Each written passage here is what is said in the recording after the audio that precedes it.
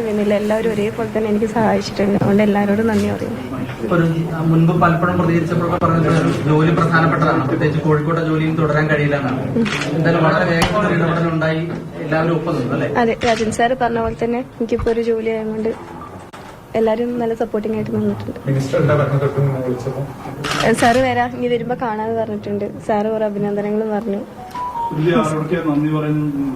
എല്ലാവരോടും ഇന്നാളെന്നില്ല, എല്ലാവരോടും നന്ദി പറയും. ഈ ജോലി തുടരുന്നത് എങ്ങനെയാണ്? ശാരീരിക സ്ഥിതി അടുത്തൊരു ജോലി വരാൻ തുടരാൻ പറ്റുമോ? അതോ കുറച്ച് സമയം റെസ്റ്റ് ഉണ്ടാവും? ഓൾറെഡി റെസ്റ്റ് പറഞ്ഞിട്ടുണ്ട്, കുഴപ്പമില്ല. കൂടുതൽ നടക്കാണ്ട് ഇരുന്നാൽ മതി. അതുകൊണ്ട് ജോലിക്ക് വരും എന്തായാലും. ഏതെങ്കിലും സർവീസ് സംഘടനയുടെ ഭാഗമാകാൻ തീരുമാനിച്ചിട്ടുണ്ടോ? സർവീസ് സംഘടനകൾ ധാരാളമുണ്ട്.